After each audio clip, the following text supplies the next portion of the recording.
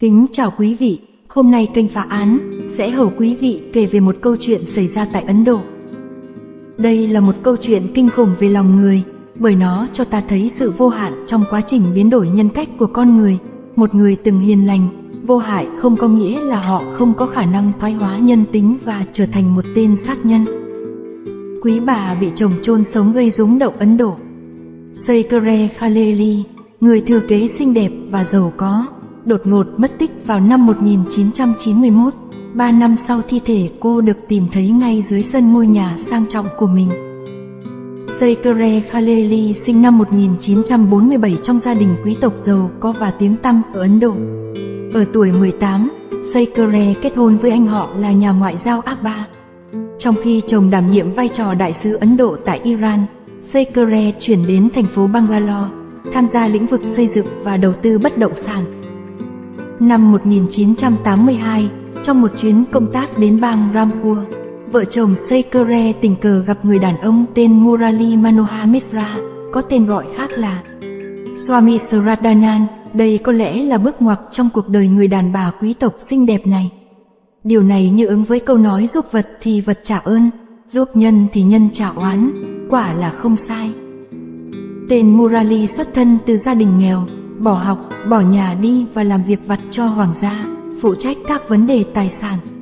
Anh ta còn tự xưng là thánh nhân, có sức mạnh kỳ bí. Tên Murali được vợ chồng Sekre đưa về Bangalore để giúp giải quyết một số tranh chấp về tài sản. Song, khi nhận ra sự cần thiết của mình đối với công việc được giao, ông dần biết cách lợi dụng vai trò của mình. Năm 1985, cô Sekre đề nghị ly hôn sau 2 năm sống xa chồng. Gia đình cô Sekre phản đối đe dọa tước quyền thừa kế nhưng cô không quan tâm. Cô giao 4 con gái cho chồng và đơn phương tuyên bố ly dị ở nhà thờ. Chỉ 6 tháng sau đó, vào tháng 4 năm 1986, cô Sekre kết hôn với tên Murali, bất chấp chuẩn mực xã hội và phản đối từ gia đình. Từ đó, cô Sekre sống xa cách với người thân, trong khi tên Murali ngày càng nắm nhiều quyền kiểm soát tiền bạc và tài sản của cô. Mẹ Sekre phải đệ đơn kiện để ngăn anh ta nhận tài sản thừa kế của gia đình. Vài năm sau, cô Sekre tình cờ gặp con gái thứ hai tên Saba, đang là người mẫu, tại sân bay Delhi. Saba quyết định nối lại liên lạc với mẹ. Cô Sekre cũng bắt đầu quan tâm đến gia đình, tham dự đám cưới của con gái út và hứa tài trợ cho việc học của Saba ở London. Đến năm 1991, cô Sekre bỗng ngừng trò chuyện với con gái. Trước những câu hỏi của Saba, cô Murali giải thích rằng mẹ cô đi nghỉ dài hạn ở nước ngoài. Cảm thấy có gì đó không ổn vì không thể tìm thấy mẹ, vào năm 1992, Saba báo cảnh sát. Trong thời gian dài, tên Murali tránh né các câu hỏi từ gia đình và bạn bè của cô Sekre, cũng như các cơ quan pháp lý của bang. Anh ta vẫn sống xa hoa trong ngôi nhà sang trọng của vợ ở Bangalore. Tháng 5 năm 1994, cảnh sát có bước đột phá trong vụ án. Họ dụ người hầu của tên Murali ra ngoài uống rượu và nhận được manh mối cô Sekre có thể bị chôn trong sân nhà. Thi thể sau đó được khai quật và tên Murali bị bắt. Theo cảnh sát, Sekre bị sát hại vào ngày 28 tháng 4 năm 1991. Cô bị tên Murali bỏ thuốc mê vào trà, đặt vào một hộp gỗ lớn lót đệm giống như quan tài do chính anh ta đóng với lý do vận chuyển đồ cổ. Chiếc hộp được chôn trong hố được anh ta đào trong sân từ trước dưới cây cớ để làm bể chứa nước ngầm. Ngày hôm sau, tên Murali lát đá trên sân và trồng một cái cây trên hố. Khi thi thể Sekre được tìm thấy, một tay cô dường như đang nắm lấy tấm đệm bên dưới. Điều tra pháp y cho biết cô Sekre vẫn còn sống và phải vật lộn để ra khỏi hộp trong nhiều giờ. Vụ sát hại cô Sekre được coi là một trong những tội ác ghê sợ nhất trong lịch sử tội phạm Ấn Độ. Vụ việc trở thành cột mốc quan trọng trong hệ thống tư pháp nước này, đánh dấu trường hợp đầu tiên quá trình khai quật được ghi lại trên video, cũng như lần đầu tiên các xét nghiệm ADN và băng video khai quật được chấp nhận làm bằng chứng ở Ấn Độ. Trong bản thú tội, tên Murali nói Sekre cưới anh ta vì muốn có con trai. Anh ta tuyên bố đã hứa cho Sekre một đứa con trai thông qua sức mạnh kỳ bí, nhưng sau đó cô sinh ra một bé trai chết yểu. Cảnh sát nhấn mạnh rằng câu chuyện của tên Murali không thể được chứng thực. Bi kịch của Seikere chỉ có thể được chấp nối từ lời kể của các thành viên trong gia đình và hai người giúp việc tên là Raju và Josepai.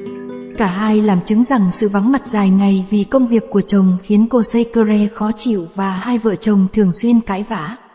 Tên Murali nhân cơ hội xen vào, xúi giục Seikere chống lại chồng.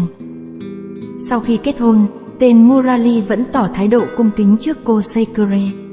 Anh ta mang trà và báo đến tận giường cho cô vào 10 giờ mỗi ngày, luôn ngồi dưới chân cô. Seikere trao cho tên Murali giấy ủy quyền tài sản của cô. Anh ta được coi là đồng sở hữu tất cả tài khoản ngân hàng và kết. Cô bán những mảnh đất đắc địa thuộc sở hữu để hai vợ chồng bắt đầu chuyến du lịch vòng quanh thế giới kéo dài 1 năm. Họ ngồi khoang hạng nhất và ở trong các khách sạn 7 sao. Rắc rối bắt đầu khi Seikere kết nối lại với các con và muốn chi tiền cho chúng. Tên Murali phản đối nhưng bị cô gạt sang một bên. Có thể thấy, thứ khiến con người ta sẵn sàng làm những việc điên rồ không phải là niềm hy vọng, mà chính là thứ cướp đi niềm hy vọng đó. Sự phản kháng của kẻ bị tước niềm hy vọng. Theo Josepai, hai vợ chồng bắt đầu cãi vã vào đầu năm 1991. Cô Seikere được cho là đã đánh và dọa đuổi chồng ra khỏi nhà. Cô còn viết thư cho ngân hàng yêu cầu hủy tên của Murali. Đây được cho là lý do khiến tên Murali ra tay sát hại vợ. Cái chết của cô Seikere đồng nghĩa với cái chết của thân phận người chồng hờ, một kẻ vô danh trong xã hội. Sau khi gây án, tên Murali che giấu cái chết của cô Seikere bằng nhiều cách. Anh ta nói dối người thân của cô, dùng tên cô để thành lập công ty, giả vờ nói chuyện với vợ qua điện thoại. Vụ án được đưa ra xét xử lần đầu tiên vào cuối năm 1997. Đến năm 2005, Murali bị kết tội giết người và nhận án tử hình. Tên Murali không để lộ chút cảm xúc nào trên tòa. Nạn nhân đã tin tưởng, yêu thương và kết hôn với bị cáo, nhưng anh ta đã lạm dụng lòng tin của cô ấy và chôn sống cô ấy, bản án cho biết. Thẩm phán nhận định tên Murali đã theo đuổi và kết hôn với Seikere vì của cải và tài sản trị giá hàng tỷ rupee của cô.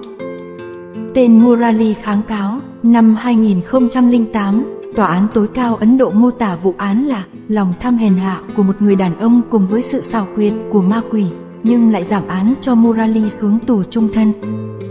Tháng 9 năm 2022, tên Murali, 81 tuổi, đệ đơn xin ân xá nhưng bị tòa án tối cao bác bỏ.